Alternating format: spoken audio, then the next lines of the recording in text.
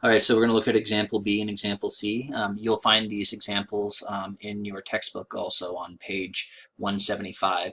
And you'll notice that it's already worked out in the video. In this video that we're working on. Usually I don't have it worked out in the video and I just work it through. And the reason for this, that I'm leaving it worked out, is it's just pretty simple what they're doing here. They're just taking, for example, the Social Security rate at 6.2% and 14.5% for Medicare rate. They're just using each of those rates here and multiplying it by the gross earning. So it's pretty simple. You got to convert the percentage into decimal form for each Social Security rate and the Medicare rate and multiply each of those by the gross earnings. So the gross earnings that I'm using here, $756.50, that's coming from Kyle Abram. I've used this example in the previous objective, and so you found you'll notice that this is the gross earnings for Kyle Abram, and so we come up with $46.90 using his Social Security deduction. For his Social Security deduction, and the Medicare deduction comes out to $10.97. And yeah, so keep in mind you use the gross earnings to determine the deduction for both Social Security and Medicare, and the respective rates. Now there's an extra example that I'm going to be using right now, and I'm going to call this example D. So example D. And you won't find this in your textbook. I'm making this extra example. It has to do with one of the last notes. Last things I mentioned in the previous slide about Social Security tax withholding. It only comes out of the income up to $97,500. So I just wanted to make a separate example for example D to really show what that really means. So, and as mentioned in the audio in the previous slide, any money that's made beyond $97,500 is not subject to Social Security tax. So up to $97,500, the Social Security deduction will apply at 6.2%, and then it will not apply at all beyond that $97,500. You'll see the problem in your homework involving this idea. So let's just say that this $956.50, this is a week's earning. Let's say the week before that he was up to, let's just say 97,200. So he's up to $97,200 up to the previous week for gross earnings. And then he earned on the next pay period.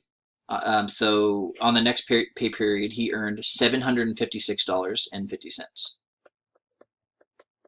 So keep in mind, only up to $97,500 is subject to Social Security tax.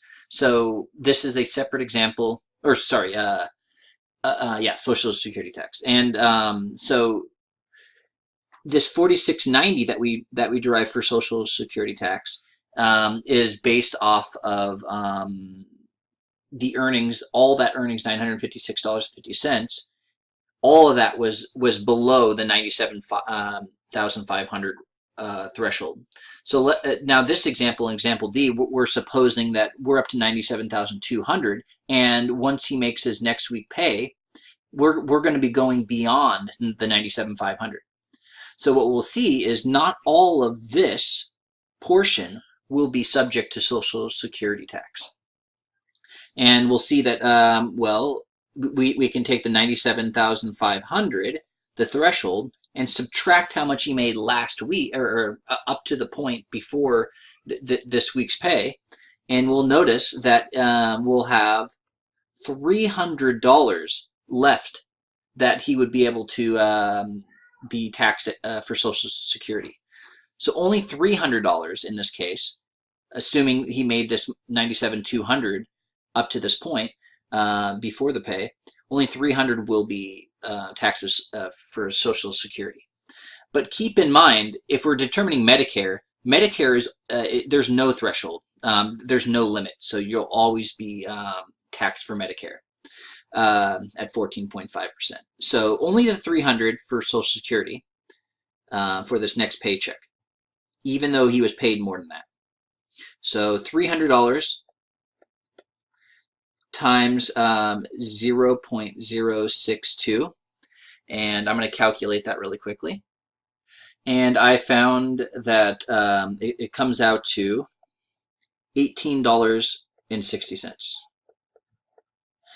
So notice that if there was no limit for how much he could be, for like example B, if he was not up to the limit of 97,500, he would be the entire paycheck, the gross earnings would be taxed at 6.2% for Social Security. But now, if we're up to a certain amount, 97,200, 300 only would be subject to Social Security tax, and so that's why we have a smaller amount, $18.60 opposed to $46.90, which would be the Social Security tax.